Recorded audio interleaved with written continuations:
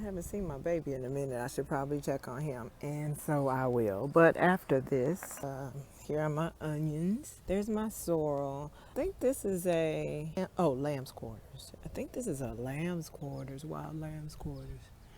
But I don't know, so I'm not gonna fuck with it. But I think it is. I really do. I have a couple of viola that sprouted over there. You can see that one under the evergreen. And there's other peas that we're about to look at right now from the other side. Like so, I'm gonna come out of this. It's a long ass Spider-Man, daddy long legs. Okay, so right here I have this amaranth has been wanting to do great, and it grows faster and bigger than the callaloo. I'm calling her Amara. You can see how red those leaves are. And here I see how that would be a good microgreens crop, especially seeing as how many seeds you get from those things and how large they get. So that's going to really serve me well as a red leaf. Callaloo is not delicious raw. So if amaranth is merely a red version of callaloo, then it's also not going to taste good raw, right? But I'm going to wait and see. I can't wait, and probably won't have too long, it looks like, to find out what the comparison flavor is. And I really want to do the same with orange when I get it, but I don't know. We'll see. We'll see how that goes. And I just have a handful of those because that's all you need. Trust and believe. So these are the onions that I thought were gone, but they did some more stuff. JV finally popped up. We're gonna find out. She's JV, but we might end up calling her varsity. If she ends up being amazing enough for me to continue to grow, we're gonna start calling her varsity. But right now, yeah, that's JV. Both of these have popped up, so I'm happy about that. I'm actually surprised. No, I'm not. Why am I surprised? Look at them now. Look, brick dry. Why am I surprised they didn't make it? This is Esther. I only intended to grow one of them, but I might actually grow two. So they have to find a resting space today. Y'all, that's Cher. Cher, this is her season. She's doing her thing.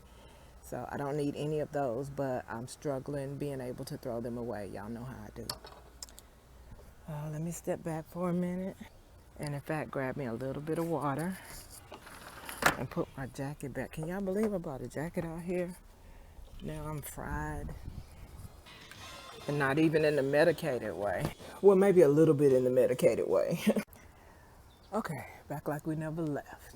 So I'm gonna place the watermelon somewhere, and I'm going to root a few cuttings from my verbena, and I'm actually going to grow two instead of one of Esther. I'm going to get these purple tree collards listed. The two purple tree collards. You see what they're doing. Y'all see. I haven't eaten any of the leaves yet.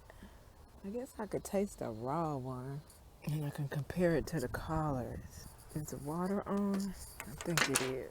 I'm gonna have to turn it on anyway, so I don't know how y'all be doing it, Caucasians. Yeah, so I just wash this off. That's water driplets, not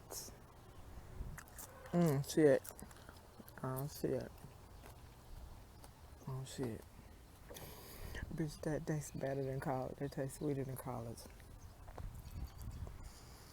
Oh shit. Bitch, that tastes like what people try to make me think broccoli leaf would taste like. It has a sweetness of broccoli on them purple tree collard leaves. Ooh, bitch. Oh, you better watch your back. You better watch your back. She coming for you. These are three purple not purple. These are three krim suckers that I tore off of this. See, my thing is when people be all, when it's a hoopla about something, I have to make sure it's not just a bandwagon on the strength of being a part of a bandwagon. So I have to see for myself. And that's why even though I do tell people who ask me who are, well, Puritans, I do tell Puritans, like-minded Puritans, about these things, but for the most part, I still encourage people to, have their own experience. But I ain't gonna lie to you, but have your own experience. So yes, that was my purple tree collar, girl. So delicious. Bitch, I might find some other places for these things. I'm liable to snatch up that thing in the front. I might do that right now. Okay, let's get it together. Okay, so I put some Tom Thumb peas down here in this little planter. Tom Thumb peas are just that. They're itty bitty peas that don't even get 8 inches tall. So we're gonna see how that is. It ain't enough to stuff an ant. Just little bitty beans. My Jamaican cherry has fully recovered. She's living great in her wondrousness in this tropical weather. Moist but dry, but cool but hot. So, needless to say, look how green this is. New growth, fresh, sticky icky. Her name is Jasher. These are my little tomboys. So, they're girls named Tommy because they only get about 8 inches tall. Here are some more of the green string beans that I stopped feeding. I stopped feeding and I pulled the onion that was in the middle in the back there. I still have this little viola because I know those little roots don't get very deep. Yeah, I'm getting ready to mulch this. I don't know what these black krim tomatoes are about to look like, girl. you know, but that's one flower. Okay, bruh. I don't know how big these tomatoes are supposed to be, but the size of that flower right there, look at this. That's a flower, and this is the tomato flower that we are all accustomed to. See a little tomato flower there? That's what we're all accustomed to, right? That's what we all know and love and are familiar with. And I'm not saying we don't love this one. I'm just saying, goddamn, how big are your fruits? Goddamn, how big are your fruits? And that's not a complaint because that's what I wanted. I wanted a big old tomato. And I figured, well, I may as well try this one last black tomato that I haven't tried. Because I've tried out most, it's a lie. I've tried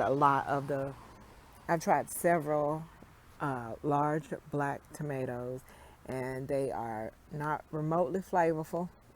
I have been disappointed every time. When I started to go blackity-black in the garden, I said, okay, well, which black tomatoes will I grow? Because all the black tomatoes I've ever tasted are bland AF. So I said, well, let me do cherry tomatoes. So I grew the only two black cherry tomatoes that I knew there to be. One of which I was advised would meet all my standards for sweetness. Not only for sweetness, the acidity levels are so smooth. Anyway, that's my main tomato for ripening and flavor. I am going sungolds just because I never have before and I want to taste them just this once. I'm going to keep the seeds from the first batch just to have a fresh batch of sungold seeds because I only had 4. I'm going to have a lot more than 4. Here's a salad bed. Yes, it looks struggle-licious right now, but you just wait. Just wait. Matter of fact, in a couple of weeks, it's going to be amazing. Now, I've harvested about 6 leaves off of this. That's why that looks so nice and fresh and thick. Because the way collards work, the way most cut and come again greens work, they work like peas. You know how they tell you to harvest your peas early and often? It's the same thing with greens from my experience, a lot of greens. That's my identical experience with cut and come again greens. I have to decide where I want my red amaranth because I think I want it here on the deck so I can control it because I'm probably not going to want it to seed the way I let the green callaloo seed. But I don't know. If I taste that shit and it's delicious, it'll be on and popping. Because we just tasted that doggone. And you know what? We haven't tasted a leaf of the... Matter of fact, let's taste a leaf of the purple sprout broccoli.